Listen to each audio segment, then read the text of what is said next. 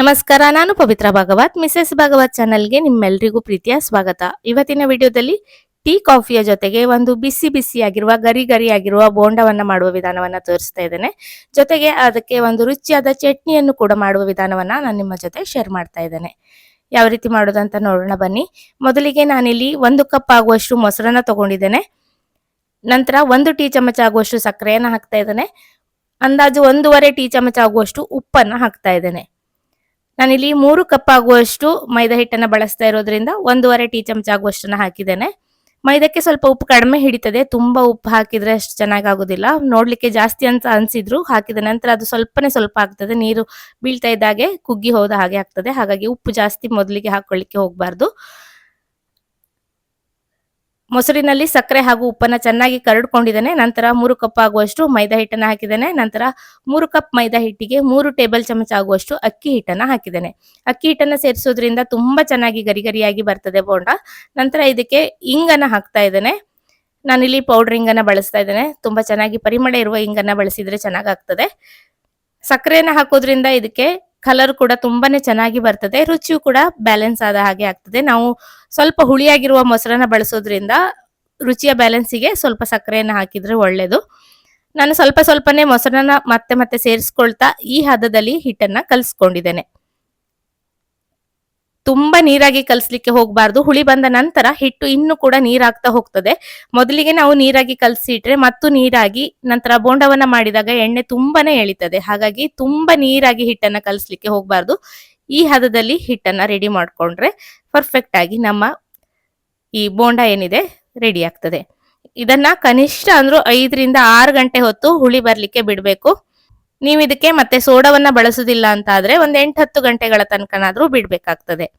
ಚೆನ್ನಾಗಿ ಹುಳಿ ಬರ್ಲಿಕ್ಕೆ ಬಿಡ್ತೇನೆ. ಈಗ ಚಟ್ನಿಯನ್ನ ಮಾಡ್ತಾ ಇದ್ದೇನೆ. 1 ಕಪ್ ಆಗುವಷ್ಟು ಹಸಿ ಕಾಯಿ ತುರಿಯನ್ನ ಹಾಕಿದ್ದೇನೆ. ನಂತರ 1 ಹಿಡಿ ಕೊತ್ತಂಬರಿ ಸೊಪ್ಪು, ಖಾರಕ್ಕೆ 3 ಹಸಿಮೆಣಸು, ಪರಿಮಳಕ್ಕೆ ಸ್ವಲ್ಪ ಇಂಗನ್ನ ಬಳಸ್ತಾ ಇದ್ದೇನೆ. ಆಮ್ಚೂರ್ ಪೌಡರ್ ಅನ್ನ ಹಾಕ್ತಾ ಇದ್ದೇನೆ. ನಂತರ ರುಚಿಗೆ ಬೇಕಾಗುವಷ್ಟು ಉಪ್ಪನ್ನ ಹಾಕ್ತಾ ಇದ್ದೇನೆ. ಪುಟಾಣಿ ಬೇಕಾದ್ರೆ ಹಾಕೊಂಡು ಇದನ್ನ ನುಣ್ಣಗೆ ರುಬ್ಕೊಳ್ಬೇಕು. ಅಗತ್ಯ ಇರುವಷ್ಟು ನೀರನ್ನ ಹಾಕಿ ಈ ರೀತಿ ನುಣ್ಣಗೆ ರುಬ್ಕೊಂಡಿದ್ದೇನೆ. ಇದನ್ನ ಸ್ವಲ್ಪ ನೀರಾಗೆ ಮಾಡ್ಕೊಳ್ತೇನೆ, ತುಂಬಾನೇ ಚೆನ್ನಾಗಾಗ್ತದೆ. ಹಸಿಮೆಣಸು ಸ್ವಲ್ಪ ಖಾರವಾಗಿ ಇದ್ದಾಗ ಚಟ್ನಿ ಬೋಂಡಕ್ಕೆ ತುಂಬಾನೇ ಚೆನ್ನಾಗಾಗ್ತದೆ. ಸಪ್ಪೆ ಆಗಿರುವ ಹಸಿಮೆಣಸಾದ್ರೆ ಮತ್ತೆ ಬೇಕಾದ್ರೂ 1 ಅಥವಾ 2 ಸೇರಿಸ್ಕೊಳ್ಬಹುದು. ಸ್ವಲ್ಪ ಖಾರವಾಗಿರುವ ಚಟ್ನಿ ಈ ಬೋಂಡಕ್ಕೆ ಚೆನ್ನಾಗಾಗ್ತದೆ. ಒಂದೊಂದು ಊರಲ್ಲಿ ಇದಕ್ಕೆ ಮೈಸೂರು ಬೋಂಡ ಅಂತ ಕರೀತಾರೆ, ಕೆಲವು ಕಡೆ ಮಂಗಳೂರು ಬಜ್ಜಿ ಅಂತಾರೆ. ನಮ್ಮೂರಲ್ಲಿ ಇದಕ್ಕೆ ನಾವು ಗೋಳಿ ಬಜ್ಜಿ ಅಂತ ಕರಿತೇವೆ.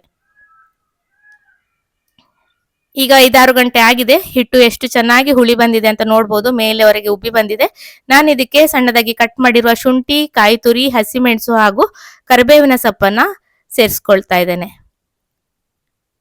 ಒಂದು 3 ಹಸಿಮೆಣಸು, 1 ಇಂಚ್ ಆಗುವಷ್ಟು ಶುಂಠಿ, ಕಾಯಿ ತುರಿ, ಕಾಯಿಯನ್ನ ಚಿಕ್ಕದಾಗಿ ಕಟ್ ಮಾಡಿ ಹಾಕಿದ್ದೇನೆ. ಹಾಗೆ ಯಥೇಚ್ಛವಾಗಿ ಕರಿಬೇವಿನ ಸೊಪ್ಪನ್ನ ಹಾಕಿ ಈ ರೀತಿಯಾಗಿ ಕಲ್ಸ್ಕೊಳ್ತಾ ಇದ್ದೇನೆ. ತುಂಬಾ ಅದರಲ್ಲಿ ಹುಳಿ ಬಂದಾಗ ಮೇಲ್ಗಡೆ ಬಂದಿರ್ತದಲ್ಲ, ಅದು ಕೆಳಗಡೆ ಹೋಗುವ ತನಕ ಜಾಸ್ತಿ ಅದನ್ನ ಒತ್ತಿ ಒತ್ತಿ ಕಲ್ಸ್ಬಾರ್ದು. ನಿಧಾನವಾಗಿ ಈ ರೀತಿಯಾಗಿ ಕಲ್ಸ್ಕೊಳ್ಬೇಕು.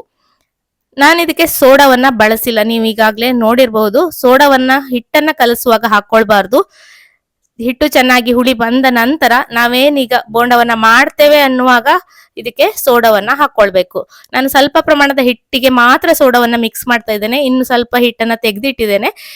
ಯಾಕೆ ಅಂತ ಅಂದ್ರೆ ನಾವು ಸೋಡವನ್ನ ಹಾಕಿ ತುಂಬಾ ಹೊತ್ತು ಬಿಟ್ಟಾಗ ಅದು ತುಂಬಾ ಎಣ್ಣೆಯನ್ನ ಹೀರ್ತದೆ. ತಕ್ಷಣಕ್ಕೆ ನಾವು ಸೋಡವನ್ನ ಹಾಕಿ ಮಿಕ್ಸ್ ಮಾಡಿ ನಾವು ಬೋಂಡವನ್ನ ಮಾಡಿದಾಗ ಬೋಂಡ ಉಬ್ಬಿ ಉಬ್ಬಿ ಬರುವುದ್ರ ಜೊತೆಗೆ ಎಣ್ಣೆಯನ್ನು ಕೂಡ ಹೀರುವುದಿಲ್ಲ. ಹಾಗಾಗಿ ಹಿಟ್ಟನ್ನ ಈ ರೀತಿಯಾಗಿ ನೀವು ರೆಡಿ ಮಾಡಿ, ಆಗ ಖಂಡಿತ ಗೋಳಿ ಬಜೆ ಎಣ್ಣೆಯನ್ನ ಹೀರುವುದಿಲ್ಲ. ಗೋಳಿ ಬಜೆಯನ್ನ ಸಾಮಾನ್ಯವಾಗಿ ನೀರಲ್ಲಿ ಈ ರೀತಿ ಕೈಯನ್ನ ಅದ್ದಿ ಈ ವಿಧಾನದಲ್ಲಿ ಬಿಡ್ತಾರೆ. ಅದು ಕೂಡ ಚೆನ್ನಾಗಿ ಬರ್ತದೆ. ಕೆಲವೊಮ್ಮೆ ಸ್ವಲ್ಪ ಅದಕ್ಕೆ ಕಾಲುಗಳು ಬಂದ ಹಾಗೆ ಆಗ್ತದೆ. ಹಾಗಾಗಿ ಅದನ್ನ ಈ ರೀತಿ ನಾನೀಗ ತೋರಿಸ್ತಾ ಇದ್ದೇನಲ್ಲ, ಈ ವಿಧಾನದಲ್ಲಿ ಬಿಡುವುದರಿಂದ ಗೋಳಿ ಬಜೆ ತುಂಬಾನೇ ಗುಂಡು ಗುಂಡಾಗಿ ಬರ್ತದೆ. ಈಗಾಗಲೇ ಎಣ್ಣೆಯನ್ನ ಕಾಯ್ಲಿಕ್ಕೆ ಇಟ್ಟಿದ್ದೇನೆ. ಎಣ್ಣೆ ಚೆನ್ನಾಗಿ ಬಿಸಿಯಾಗಿದೆ. ಅದಕ್ಕೆ ಹಾಕಿದ ತಕ್ಷಣ ಅದು ಮೇಲೆ ಎದ್ದು ಬರಬೇಕು, ಅಷ್ಟು ಎಣ್ಣೆ ಬಿಸಿಯಾಗಿರ್ಬೇಕು. ನಂತರ ನಾನು ಗೋಳಿ ಬಜೆಯನ್ನ ಈ ವಿಧಾನದಲ್ಲಿ ಬಿಟ್ಕೊಳ್ತಾ ಇದ್ದೇನೆ. ನಮ್ಮಲ್ಲಿ ನಾವು ಎಲ್ಲ ತಿಂಡಿಯನ್ನ ಮಾಡ್ಲಿಕ್ಕೆ ತೆಂಗಿನ ಎಣ್ಣೆಯನ್ನ ಬಳಸ್ತೇವೆ. ಇದನ್ನ ಕರಿಲಿಕ್ಕೆ ಕೂಡ ನಾನು ತೆಂಗಿನ ಎಣ್ಣೆಯನ್ನ ಬಳಸ್ತಾ ಇದ್ದೇನೆ. ಎಲ್ಲ ಗೋಳಿ ಬಜೆಯನ್ನ ಈ ರೀತಿ ಬಿಟ್ಟಾದ ನಂತರ ತಕ್ಷಣಕ್ಕೆ ನಾವು ಇದನ್ನ ತಿರುಗಿಸ್ತಾ ಇರ್ಬೇಕಾಗ್ತದೆ. ಸಾಮಾನ್ಯವಾಗಿ ಬೇರೆ ಎಲ್ಲ ತಿಂಡಿಗಳನ್ನ ಮಾಡುವಾಗ ಒಂದು ಕಡೆ ಗೋಲ್ಡನ್ ಕಲರ್ ಬಂದ ನಂತರ ನಾವು ತಿರುವಿ ಹಾಕ್ತೇವೆ. ಆದ್ರೆ ಈ ಗೋಳಿ ಬಜೆ ಅಥವಾ ಬೋಂಡ ಏನಿದೆ ಇದನ್ನ ಈ ರೀತಿ ತಿರುಗಿಸ್ತಾನೆ ನಾವು ಬೇಯಿಸ್ಕೊಳ್ಬೇಕು. ಇಲ್ಲಾಂದ್ರೆ ಒಂದು ಕಡೆ ಬೆಳ್ಳಗೆ ಒಂದು ಕಡೆ ಗೋಲ್ಡನ್ ಬಣ್ಣ ಆ ರೀತಿ ಆಗ್ತದೆ. ಒಂದು ಕಡೆ ಬೆಂದ ನಂತರ ಅದನ್ನ ಇನ್ನೊಂದು ಕಡೆಗೆ ತಿರುವಿ ಹಾಕ್ಲಿಕ್ಕೆ ಆಗುದಿಲ್ಲ. ಅದು ಮತ್ತೆ ಮತ್ತೆ ನಾವು ಯಾವ ಕಡೆಗೆ ಒಂದು ಕಡೆ ಬೆಂದಿರ್ತದೆ ಅದೇ ಕಡೆಗೆ ನಿಂತ್ಕೊಂಡ್ ಬಿಡ್ತದೆ. ಹಾಗಾಗಿ ಮತ್ತೆ ಮತ್ತೆ ಇದೇ ರೀತಿ ತಿರುಗಿಸ್ಕೊಳ್ತಾ ಸರಿಯಾಗಿ ಬಣ್ಣ ಬದಲಾಗುವ ತನಕ ಗರ್ದು ತೆಗಿಬೇಕು. ತುಂಬಾನೇ ಚೆನ್ನಾಗಿ ಬಂದಿದೆ ನೋಡ್ಬೋದು. ಈಗ ಇದೇ ರೀತಿ ಎಲ್ಲ ಗೋಳಿ ಬಜೆಯನ್ನ ಕರ್ದು ತೆಗಿತೇನೆ. ತುಂಬಾನೇ ಚೆನ್ನಾಗಿ ಕಾಣಿಸ್ತಾ ಇದೆ ಅಲ್ವಾ? ನಿಮ್ಗೂ ಕೂಡ ತಿನ್ಬೇಕು ಅಂತ ಆಸೆ ಆಗ್ತಾ ಇದೆಯಾ? ಹಾಗಾದ್ರೆ ಖಂಡಿತ ನೀವು ಮನೆಯಲ್ಲಿ ಇದೇ ವಿಧಾನದಲ್ಲಿ ಗೋಳಿ ಬಜೆಯನ್ನ ಮಾಡಿ ನೋಡಿ. ತುಂಬಾನೇ ಸೂಪರ್ ಆಗಿ ಬರ್ತದೆ. ಇಷ್ಟ ಆದ್ರೆ ಖಂಡಿತ ಒಂದು ಲೈಕ್ ಮಾಡಿ, ಶೇರ್ ಮಾಡಿ, ಅನಿಸಿಕೆಯನ್ನ ಕಮೆಂಟ್ ಅಲ್ಲಿ ತಿಳಿಸಿ. ಹಾಗೆ ಚಾನಲ್ ಅನ್ನ ಸಬ್ಸ್ಕ್ರೈಬ್ ಮಾಡ್ಕೊಂಡು ಸಪೋರ್ಟ್ ಮಾಡಿ ಅಂತ ಕೇಳ್ಕೊಳ್ತೇನೆ. ಬಿಸಿ ಬಿಸಿಯಾದ ಗರಿ ಗರಿಯಾದ ಗೋಳಿ ಬಜೆ ರೆಡಿ ಆಗಿದೆ. ಇದನ್ನ ನಾನು ಚಟ್ನಿಯ ಜೊತೆ ಸರ್ವ್ ಮಾಡ್ತಾ ಇದ್ದೇನೆ. ಎಷ್ಟು ಚೆನ್ನಾಗಿ ಬಂದಿದೆ ಅಂತ ನೋಡ್ಬೋದು. ಎಣ್ಣೆ ಕೂಡ ಸ್ವಲ್ಪನೂ ಹೀರಿಲ್ಲ. ಮಾಮೂಲಿ ಬೇರೆ ಎಲ್ಲ ಬೋಂಡಗಳನ್ನ ಕರೆದ ಹಾಗೆ ಆಗಿದೆ. ಒಳಗಡೆ ಕೂಡ ತುಂಬಾ ಚೆನ್ನಾಗಿ ಲೇಯರ್ ಆಗಿ ಬಂದಿದೆ. ಇಷ್ಟ ಆದ್ರೆ ಖಂಡಿತ ಒಂದು ಲೈಕ್ ಮಾಡಿ. ಇದೇ ರೀತಿ ಇನ್ನೂ ಹೆಚ್ಚಿನ ರೆಸಿಪಿಗಳೊಂದಿಗೆ ಬರ್ತೇನೆ. ಅಲ್ಲಿಯವರೆಗೂ ನಮಸ್ಕಾರ.